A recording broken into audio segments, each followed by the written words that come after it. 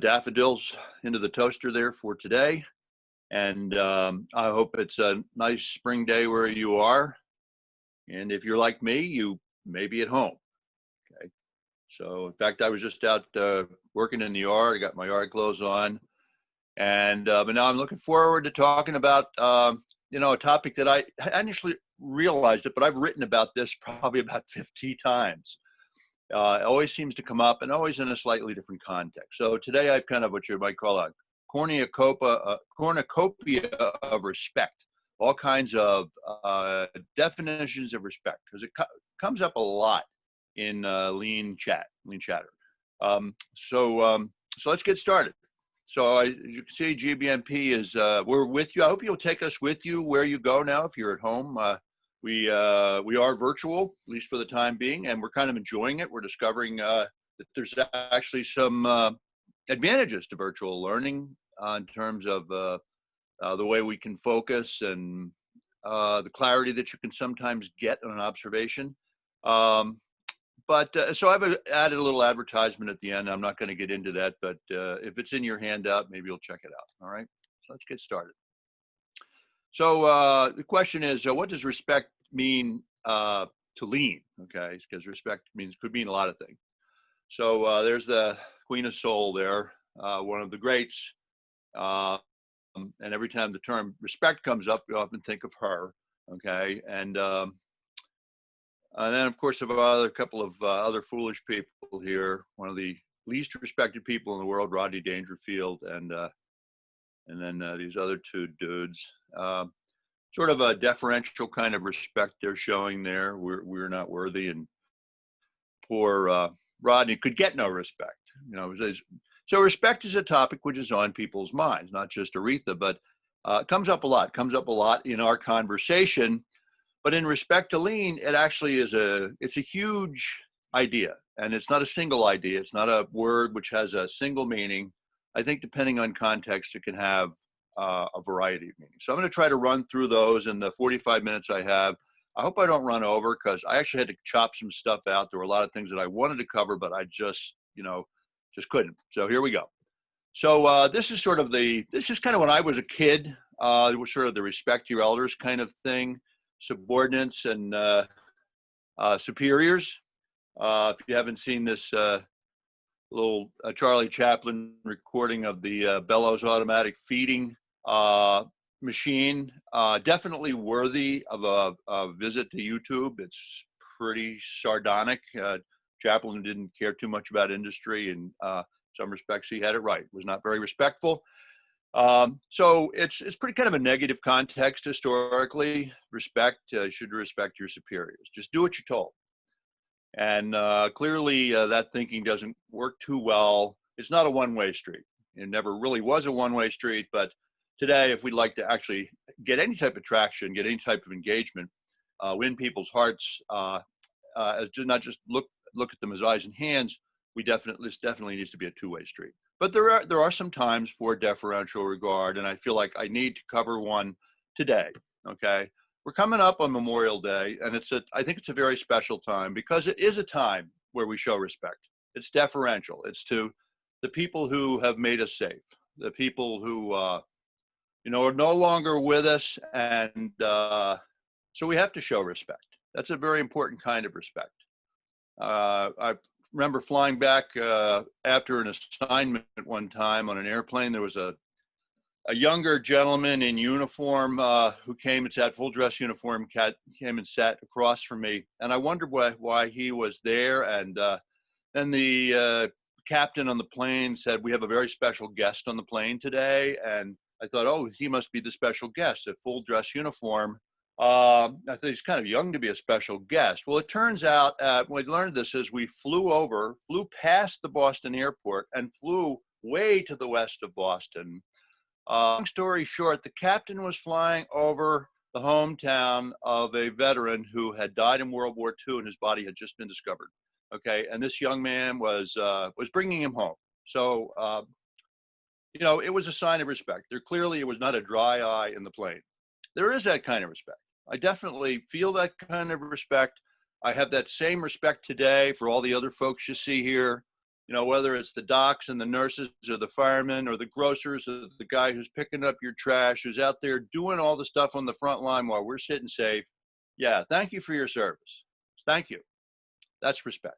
Okay, so that's one form of respect, and it's an important one. Okay, but the one I want to talk more about today has to do with this thing that Stephen Covey talks about. He talks about interdependent interpersonal relationships. It's kind of a stilted way of saying, you know, getting along with the people that you work with.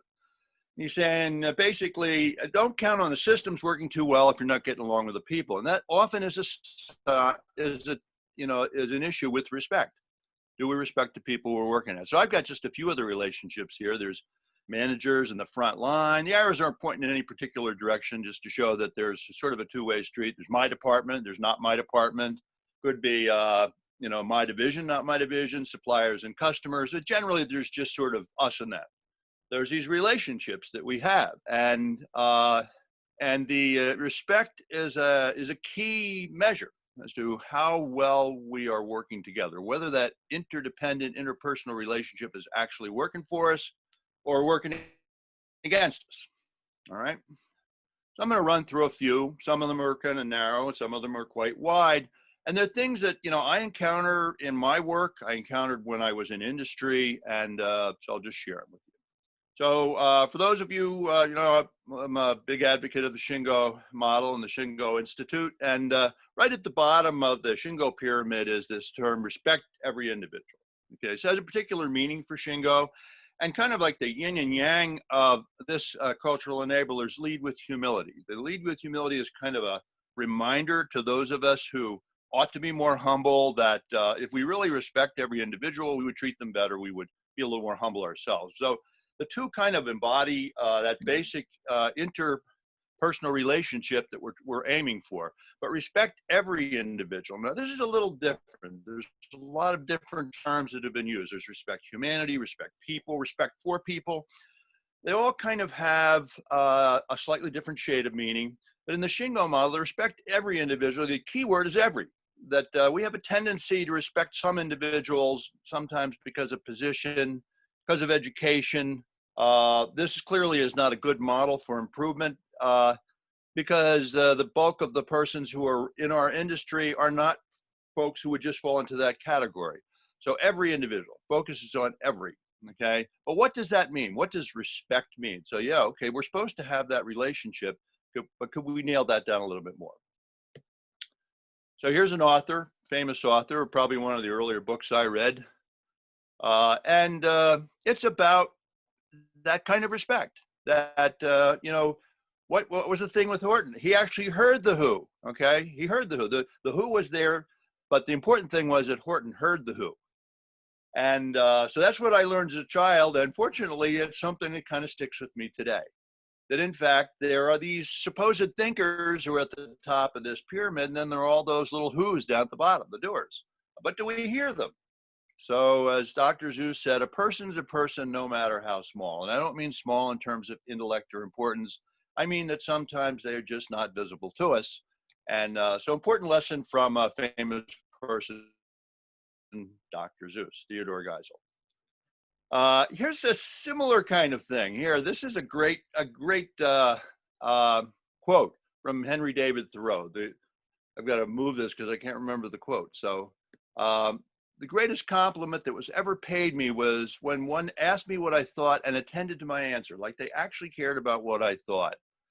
There's a lesson here that I learned in a plant where I'd been called in to try and help diagnose a problem, which incidentally is something I'm not really qualified to do. I don't have a lot of technical background, but I was called in to diagnose a problem with chemistry on a line that looks a little bit like this. And there were a bunch of PhDs hanging around, and the folks who ran the machines had been pushed off to the side. They were kind of off in the corner, and the PhDs were standing around talking about the problem and asking my opinion.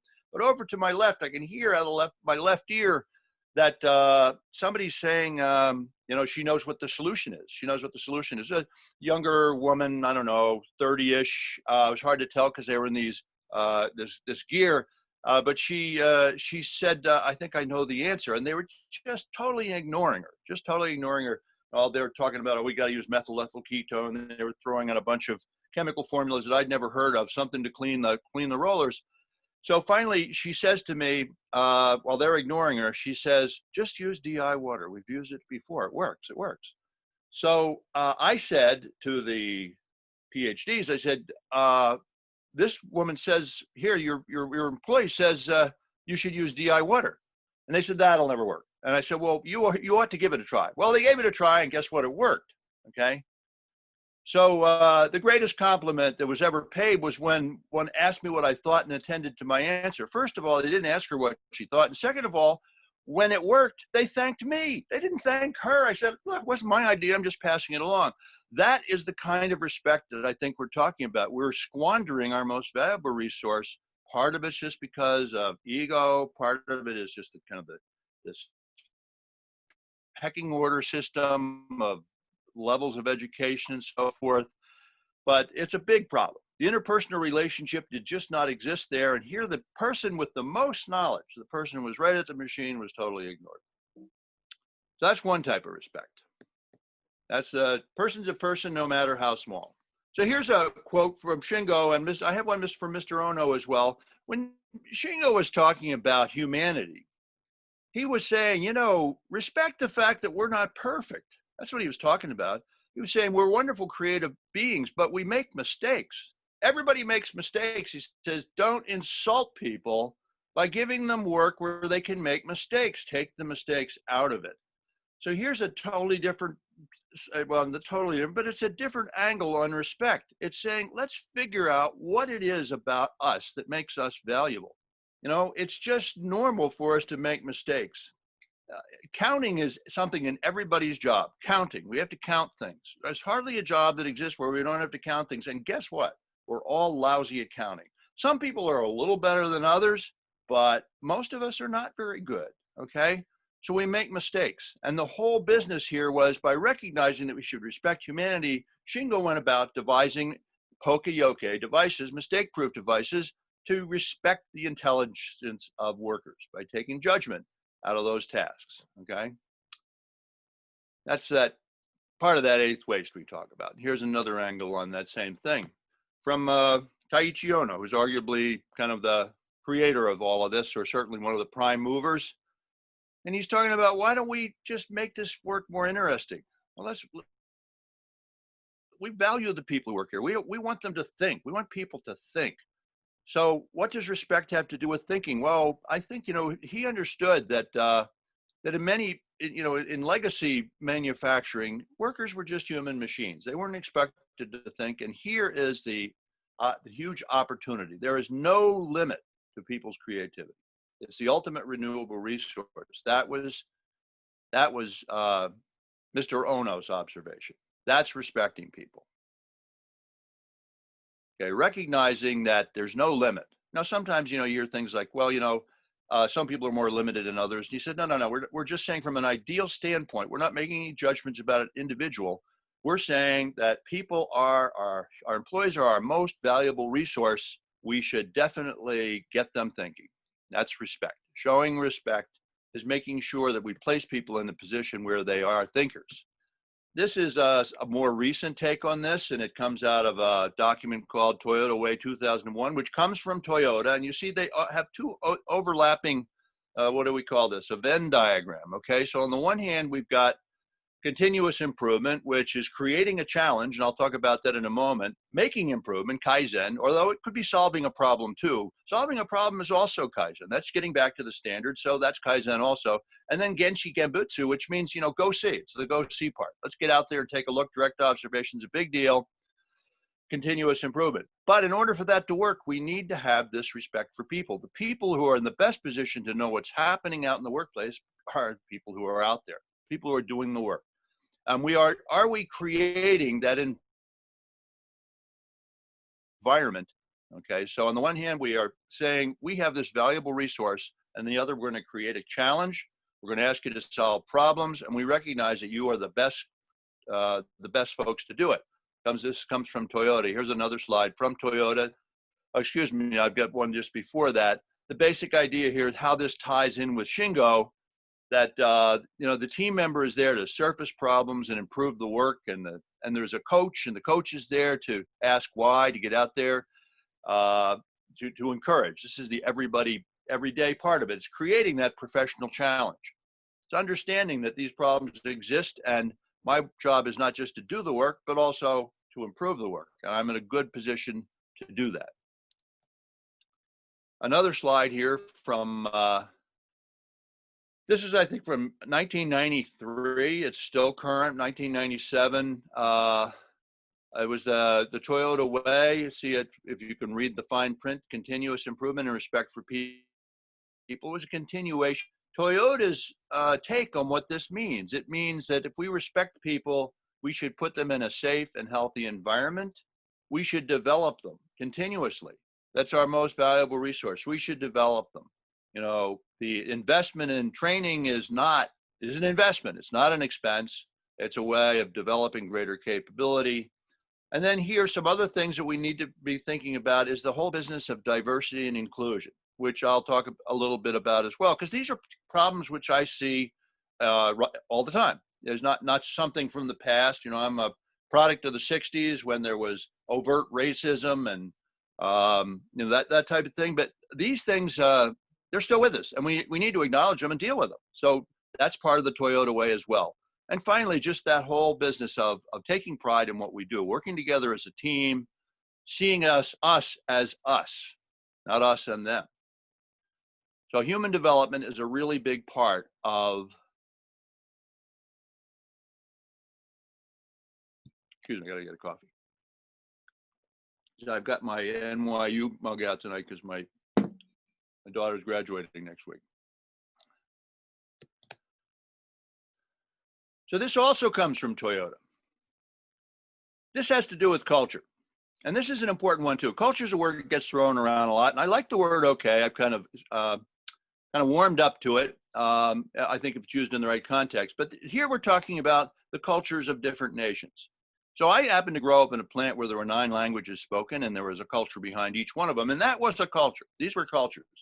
Now, certainly in the business part of the, my work, we had to think of ourselves as one corporate culture, but I needed to be respectful of the views, the different religions, the political viewpoints. These things, we can disagree, but we need to show respect.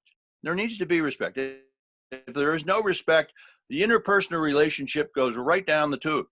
You're no longer talking to somebody, you're talking at them, all right? And so I throw this up because this is from guiding principles of Toyota, that they said that this is important, an important value for them, one of their guiding principles. So here's a question for you, just sort of alluding to, referring to Maslow's hierarchy. Oftentimes, one of my good friends, and associates said, self-actualization, that's actually continuous improvement. That when we are getting to continuous improvement, where we have that intrinsic desire to always be fixing things, fixing problems and making things better, that's self-actualization. Feels pretty good. I know if you're into this line of work, you probably feel that sometimes. Probably don't feel it enough. Probably frustrated, 9/10 of the time, but the 10% of the time it feels great because something actually happened. That's self-actualization. Question is, where does respect kick in on Maslow's hierarchy? So you can't answer, but something to think about. Respect, is it at survival? Is it at safety? Is it at belonging? Maybe it's this progressive thing. But it seems to me that somewhere around esteem. That respect also means self-respect.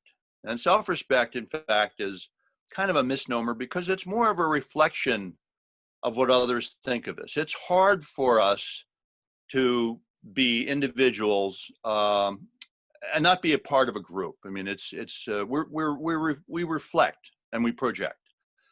So that esteem is something which comes from within, but it also comes from the support that we receive from that culture, that nurturing culture that develops us.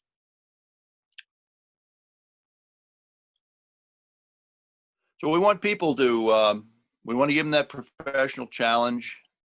We want want to give them that training, the know-how, and the inspiration, but we need to also create that environment where they feel like we are listening, we're attentive, and we're responding.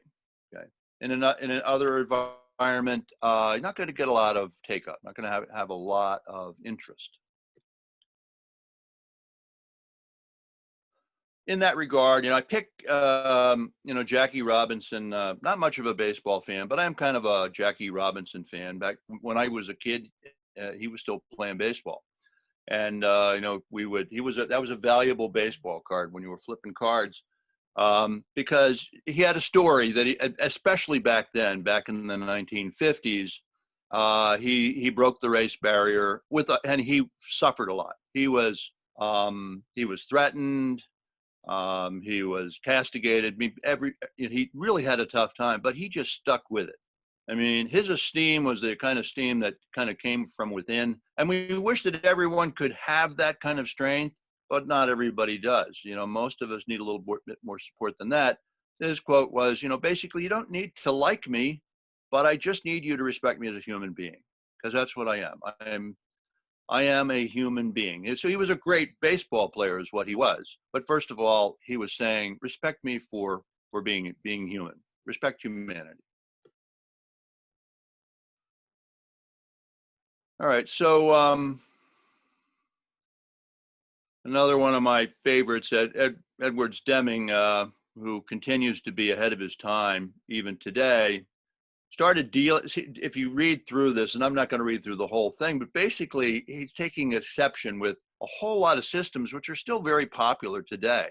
Quotas, incentive pay, business plans, separate by division. Sort of the improving the parts and thinking you're going to improve the whole. Management by objectives. Ranking things, winners and losers.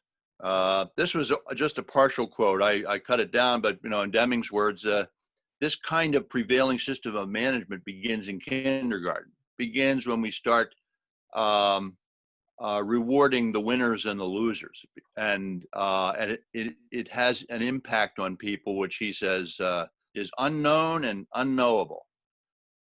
So he's talking about the systems in which people labor day by day, and some of those. So for those of you who are in top management, these are things to take note of.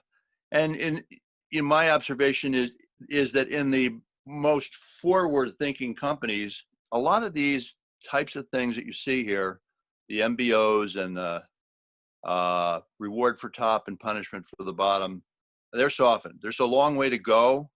But still, the basic idea here is that we want people to have self-respect, dignity.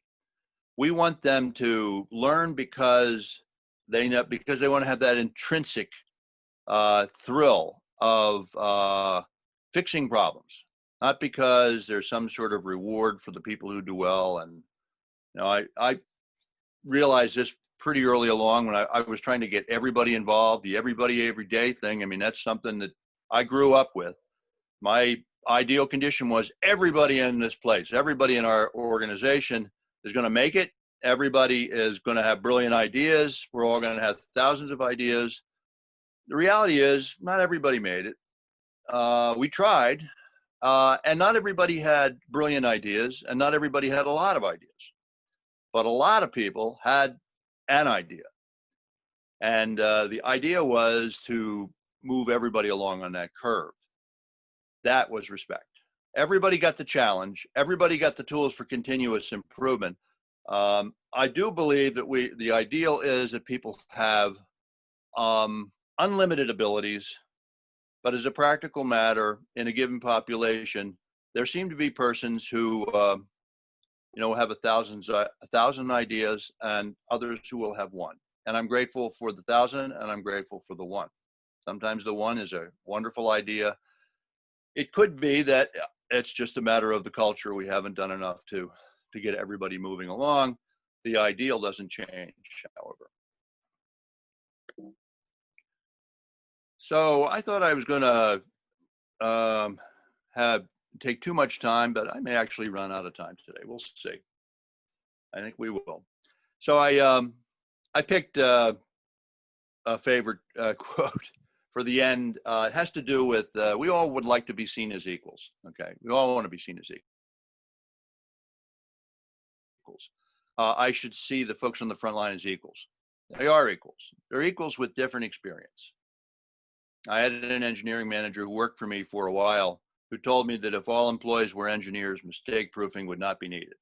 Okay, so that's not respect. Okay, and he didn't hang around long, but he had that view. He had that arrogant view. So he was more like the cats. He was looking down on us.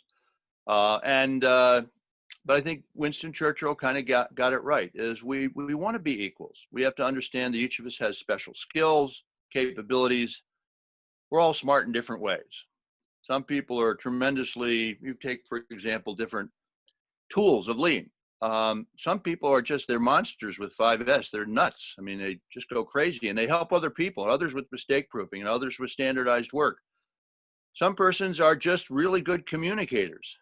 Okay. They are good, in getting a point across. They're good coaches, and we need to kind of capture the strengths there. We're not all going to be perfect at everything, but if we work as a team, which is another one of those key values at Toyota, then we actually, the whole is much greater than the sum of its parts. So I think that kind of ends my my epistle on respect. And I'll just maybe do a quick advertisement, and then if there's any questions, I do have a little bit of time, and if not, hey, that you've just gained 15 minutes today that you didn't think you had. So this is a quick ad. You can visit us at Shop GBMP, and these are workshops we're doing now. We're not getting out too much. I'm really enjoying it, though, must tell you. There's an awful lot that can be learned via virtual learning, and we've retooled pretty quickly. So I hope that you'll give us a look. We teach all of the Shingo workshops, and incidentally, these involve going right to the floor. We take our 1080p tablets or smartphones out to the floor, and we go see, and we talk to people, we interview. There's an awful lot that can be done, not just a slide share. It's a discussion with somebody who has a fair amount of experience, their teacher, and then getting out to the floor and learning as a group.